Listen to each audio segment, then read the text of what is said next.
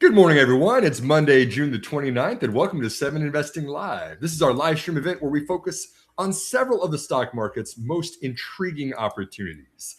My name is Simon Erickson. I'm founder of 7 Investing. I'm joined by Heather Horton, the executive producer of our 7 Investing live stream show. And when I say innovative opportunities, this is certainly a show that's going to tap into that here this morning, because we're going to be looking at the watch list on 7 Investing. Every month we find new ideas that we're not quite ready, perhaps, to immediately make an official recommendation on. We need to season them first. We need to vet these companies. We see something intriguing and innovative, but it perhaps needs a little bit more research before we're ready to stick our neck out there and make it officially on the scorecard. Heather, that's exactly where we're going here today. We're going into the micro cap quantum computing pond. We're going to talk about a company called Arqit Quantum ARQQ. This is a $500 million approximately market capitalization in one of the fastest growing and most exciting fields of quantum computing. But there's also a whole lot of risks that before we jump in and say YOLO, hoorah, let's go back up the truck and buy a ton of shares of this company, we need to be aware of those as well. I am pretty excited about this show. I love kind of looking at early stage ideas like this. Ready to talk this morning about Arqit Quantum with you. I'm really excited to learn about this one. Quantum computing is such a just fascinating place right now. We've talked, you and I, quite a bit about this. We talked mostly in previous shows about the opportunities for quantum computing. We see how this is not just traditional computing. This is not classical computer. These are computers that use completely different set of rules to solve the most complex and computationally heavy problems. And so you think in your mind, what is the possibilities of what a quantum computer do? We always kind of go after the same ideas, right? We go after drug discovery. We've got all these molecules interacting. How is the protein folding or the things that you're developing for pharmaceutical drugs going to be impacted by an unlimited number of inputs you need to start modeling out into these simulations? We start talking about in operations. If you're going to have a very complex global supply chain, perhaps it's for transportation where there's different weather patterns and different things going out there. How can you model all of those things? Maybe you're doing design. Maybe you're wanting to build a more efficient grid for energy in the United States that's not going to have those electrical or resistance losses, or a new alloy that can be used for a super specific application. We've been somewhat limited in how we've been able to do all of these things in the past. Perhaps a quantum computer could solve for this by using a very, very large number of inputs and then solving them all at the exact same time to come up with the most optimal solutions. And so we always talk about quantum in the positive sense. We talk about the innovative sense. We talk about where is quantum going to bring the world and the future of research and development. It's very exciting. However, we also have to be realistic when we're looking at really, really big innovations like this so far and say, hey, there's probably going to be some issues and some needs in this brand new innovative market that need to be addressed. There's the picks and shovel suppliers, if you will, that pick up and find those small opportunities of needs that need to be met, and they go out and then solve them, and then they scale them up very, very quickly to keep up with the demand that's being created. For anyone who's followed the last 20 years of computing, we saw cloud computing. Now we're seeing AI. Think about all the picks and shovel companies that have made billions of dollars for their investors who got in early for those opportunities, for these necessary innovations that filled the gaps as the ecosystems began developing. That's where we are in quantum computing here today. That's why I want to talk about Arqit, because Arqit has developed a very, very niche solution. Let's put up a couple of images and a couple of perhaps descriptions to put some words to this storyline of what they're doing out there. One of the limitations in quantum computing itself is in cryptography itself, encryption specifically of security keys. There is a huge risk and a huge threat that the world's encryption today, everything that is stored across the internet, any information that is encrypted across the internet, cannot easily be broken right now. Encryption right now is solving these very complex mathematical formulas between the multiplication of prime numbers that encrypts information that traditional computers just can't do. It's too complex of a calculation. It's going to take too long for them to do it. And so the traditional, encryption keys that are out there on the internet today, they work. They work fine in a classical computing world. However, if we are now producing quantum computers at scale, a quantum computer, in addition to doing all of those other applications we described earlier at hyper speed and a much, much faster computation than a classical computer can do, could a quantum computer break encryption? Could a quantum computer steal information that is being transferred over the internet today that is encrypted by traditional keys? Yes, in theory, it could. And so this is one of those big things of, how do you actually have safe information in the world of a quantum? And so Arqit has recognized this issue. They founded the company back in 2017, and they said, I think that by the year 2027, the traditional PKI encryption is going to be broken by a quantum computer. It's going to be compromised. All the security of the internet needs to be fixed. We're going to have some new protocols that are going to fix this and some new regulations that are going to protect it. And so the founder, David Williams, comes out and he says, hey, we think that the right approach to build this is going to be something called symmetric key encryption, where basically what they're doing is in the moment, they're creating a whole bunch of different encryption keys real time that could not be easily solved or decrypted by a quantum computer. And this is the approach that they're going to take. One technology to re-securing the information that's being sent out there, change the encryption methodology, have it be quantum safe, and the protocols that they would follow. And they called this the quantum cloud. This was the technology they developed about a decade ago. And so the company comes out and they created a new protocol, ARQ19, for those that are familiar with this. And they wanted to integrate this into the quantum cloud itself, a protocol that would build into the rest of the internet if you wanted to be quantum safe. There's quantum cloud right now, securing devices everywhere with cloud-based quantum encryption. And in 2021, the company actually comes public. They actually had a really supersized SPAC IPO. For those who remember the SPACs, this was the summer of SPACs in 2021. Arqit did exactly the same thing. They went out there and raised a whole bunch of money. They raised $400 million at a $1.4 billion market capitalization. Really cool, really neat stuff they were doing. Raised a whole lot of money at a pretty impressive valuation. Now, there was a problem with this. I'm going to drink some coffee in a moment here and let everyone kind of see where I'm going with this. And Heather, I'll open it to you to supply some thoughts on this as well. But the company did not have a commercial product ready yet. They had a prototype. They had an idea. They saw the market need developing that you had to have secure transmission of data in a quantum world. And they said, hey, we're going to do this. We're going to solve this. We've got something that we're working on here. This was not something that was widely vetted yet. This was not something that was commercially ready yet. This was just a really neat software code that they had in line and a really cool technology that was certainly not commercial in any way, shape, or form. They go out there and they raise $400 million. You can already tell where this is going to create some problems for the commercial world of investors. And the problem was they were perhaps overstating their capabilities far in advance of what they were actually delivering. I'll pause for a moment there. I'll drink a little bit more caffeine. I am nerding out and loving this, but please share some thoughts about what Arqit did back in 2021. The summer of SPACs, that brings back memories. Yeah, that was. I also think there was a certain level of just so many things were coming online, so many SPACs were happening that it was a little easier for things to there was a hype cycle almost that summer.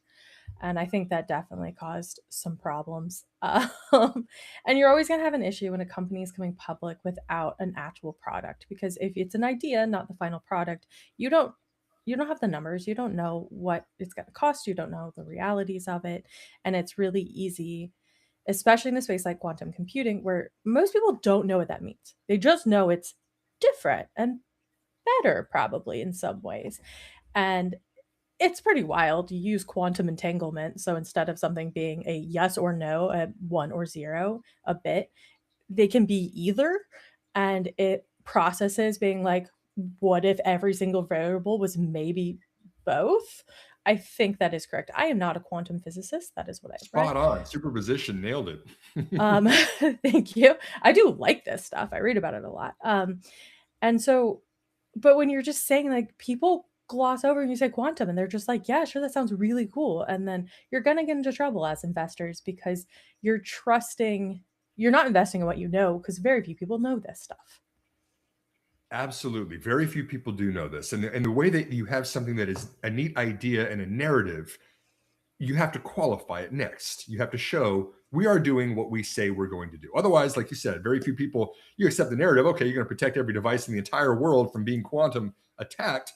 You go out there and you say something like that, and this is getting a lot of people very excited about it. Here you go, Mr. Williams. That's Mr. David Williams. He is the founder and previous CEO of Arqit Quantum. Comes out there and he says the technology can solve the problems of a quantum attack, quote, for every connected device in the world. And that means that Arqit's business is now suitable for hyperscale growth.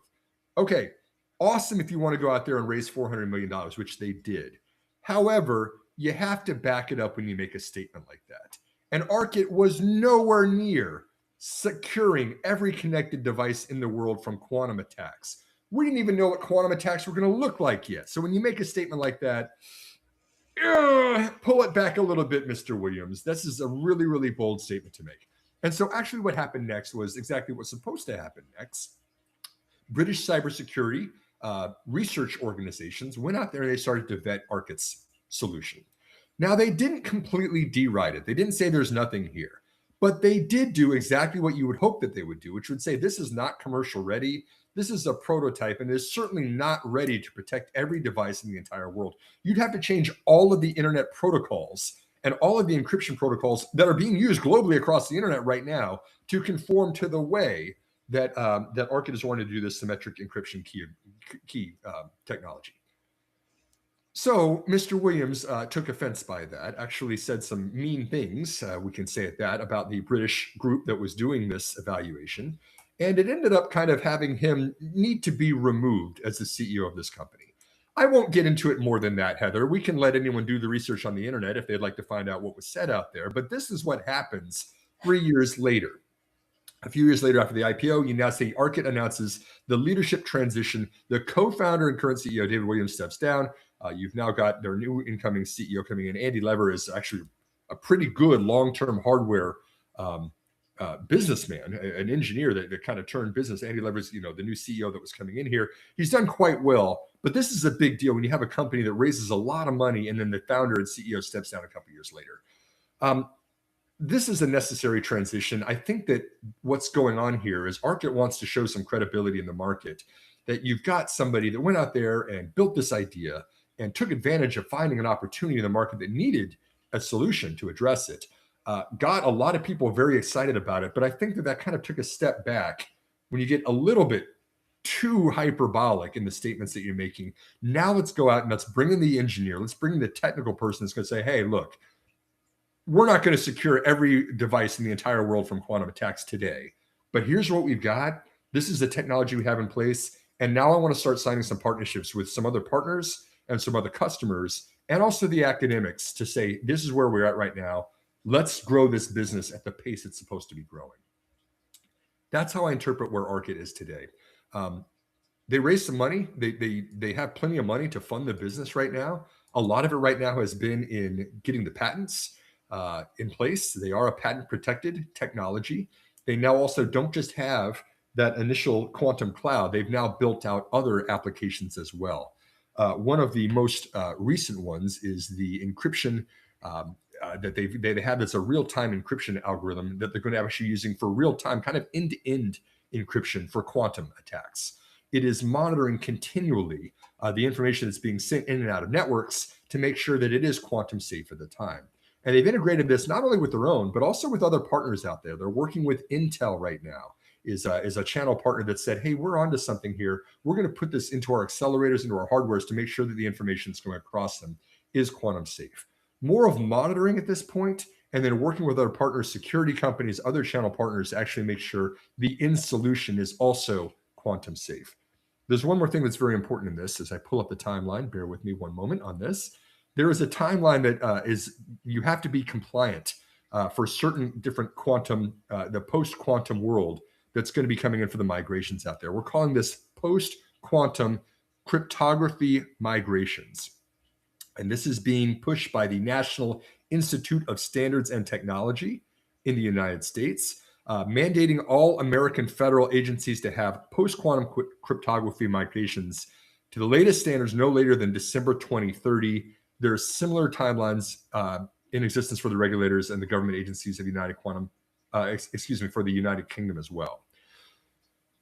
That's a mouthful. Maybe I step back and explain what's going on. If you're a federal agency, you have to be ready for quantum computing threats and attacks and breaches by the year 2030, no later than the last day of 2030. Probably sooner than that, being that we're in 2026 here today, that's 4 years up. You just have to start preparing for this in advance today. So if you're a good federal agency or you're a large telecom communications company right now, what do? You don't go out there and say, hey, we're overhauling everything today or tomorrow. You start vetting. You start doing some demonstrations, maybe some pilot tests. You start using some of these technologies, figuring out how you would apply that within your current infrastructure that you have. That's exactly kind of where we're seeing right now. You've got some telecommunication companies in the United States. You've got some British defense agencies that are now qualifying this quantum safe technology that Arqit has had out there. And that's where the business stands here today. And as I kind of pull this all together, let's look at the results we got for the first half of 2026 that Arqit just reported. Again, a very, very small company, less than $500 million market capitalization today. And not surprisingly, because the first half of 2026 revenue, this might be the smallest number we've ever shown on this show, Heather, was $623,000. That is not $1 million. That is not $1 billion business. This is a company that's still operating in six digits. Very, very small. That's for the first half of the fiscal year 2026. But the intriguing piece is, if you look at the similar time frame from 2025, they did $67,000 in the first half of that year, right? This is a business that's much smaller than 7investing is. That's a publicly traded company that's now worth $500 million.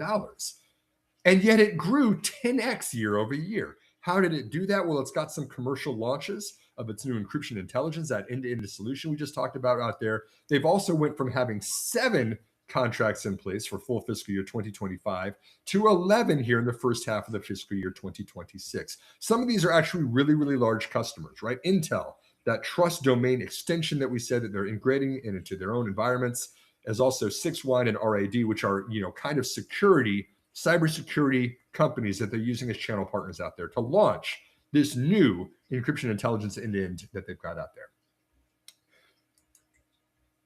Heather, I know that you and your family have looked at cybersecurity for a long time. Quantum computing is coming. This is happening. You have to have this lock safe out there. You can't just have, all of these moats and these alarm systems and everything built out for the front of your networks and your encrypted devices and all of the endpoints out there. And then you just have quantum computing sneak in through the window that was unprotected in the back of the house. This is a complex world. This is a fast moving world out there.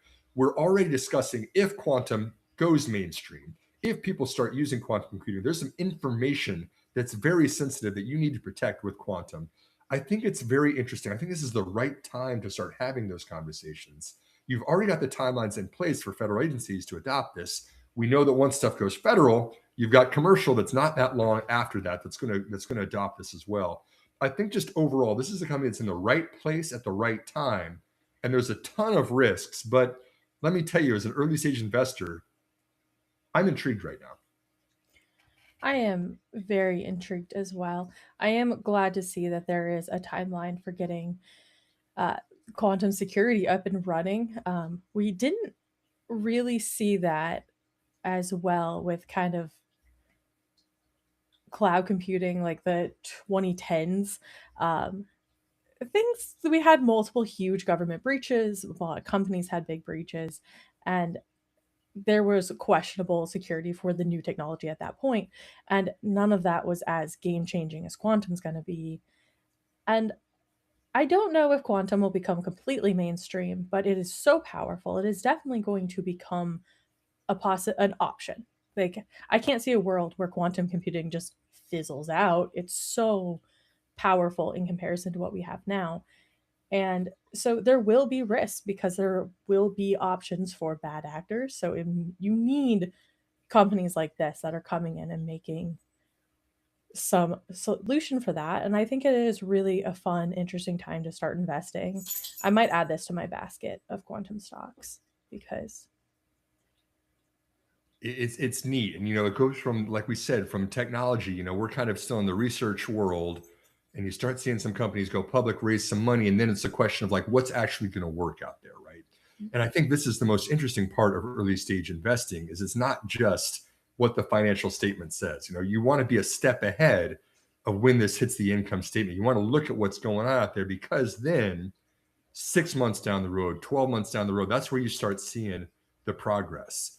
We saw that with IonQ. We were quick to tap IonQ because we saw, a grant from DARPA that went for this. We saw the Air Force put $50 million to work to start, assessing what these quantum computers can do, these ion trapping quantum computers can do. Now, if we start seeing those deployed, we're going to start seeing, um, some chinks in the armor, if so to speak. Where are the issues that we've got to fix if we're going to start going to scale with this? Of course, cybersecurity being one of those. You want to have quantum safe encryption if you're going to have quantum computers out there doing their thing as well. And this is not just a US thing too. This is globally too, right? This is something of national security interest for the United States to protect. So I think this is interesting. I am not ready, like I said, to just go all in and put all my money into Arqit Quantum here today. This is a very, very small micro cap, huge risk, especially with the CEO stepping down, the founder steps down. I mean, that's a huge red flag for anybody.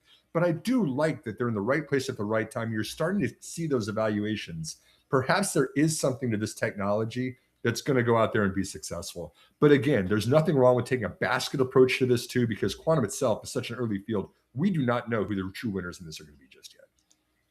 Yeah, with stocks like this, I'm a huge basket fan because you can have 10 stocks and all but one of them go to zero in your basket and one does really well. And this early with this little certainty, not that there is any certainty in the stock market really, uh, I do think that I would not just choose one quantum computing stock and go all in. I have not done that. I think it's really good to diversify across, and this might be a situation where it's fun to start slowly adding to some of these stocks. So you're watching them, you're thinking about them, you know about them, you have skin in the game, but you add to the winners over time and you can start trimming out as we start to see what's working and what isn't. That is exactly how the math works out. The basket approach, it's okay. This is counterintuitive for us as human beings. We don't like to lose money. We don't like to actually invest in an early stage company and then it doesn't work out and it goes to zero. That hurts, right? That's why we don't say go YOLO and put all your money in. But if you have a basket early stage, you are going to, in this field of quantum computing, you're going to have 10 baggers that are going to come out of that. You're going to probably have 20 baggers at this point of companies are going to go up 20 times your initial investment. You can have a lot of losers and still make a lot of money. The math works out if you catch early enough into this field. And I know this because at Rule Breakers, I did this, and my entire career, you find these opportunities early, and it makes up for a lot of other losers because there's so much uncertainty. But someone is going to win in these niche fields of innovation. Perhaps Arqit is one of them. The reason we're doing this show today is because later this evening, I will be publishing the watch list to 7investing subscribers. Arqit Quantum is one of the two companies that's mentioned this. The other is called Quantinuum. QNT is the ticker on that one. A much larger business at a nearly $20 billion market capitalization that is going after building out this end-to-end ecosystem for quantum computing as a whole, rather than just kind of this small niche application like Arqit is doing. Quantinuum will also be on that watch list. We're featuring both of those two businesses on the watch list that's going to be published later this evening. If you would like access to that, to see the more in-depth, in the trenches research for both of these businesses, check out 7investing.com/subscribe. Again, you get 7 days absolutely free. If you join 7investing, it gives you access to all of our premium content, including tonight's watch list, including the research on both Arqit and Quantinuum, but then also the entire recommendation scorecard as well, and all the best buys every month. I'd encourage you to check that out. Again, free test drive for your first 7 days, no risk, no strings attached. 7investing.com/subscribe. So today is June the 29th. Again, a fun conversation today that we had about Arqit Quantum. Again, ARQQ. For anyone who wants to follow along with that one, we're going to take off on Wednesday. That's going to be the 1st of July. So we're going to have the new recommendation hit the scorecard there on Wednesday, and then on Friday we're going to come back and have a special guest. Brett Schaefer is going to be joining us from Chit Chat Stock. So always a fun conversation with him as well. In the meantime, enjoy Quantum, enjoy Arqit Quantum. I hope you have a wonderful week, and we will see you again on Friday.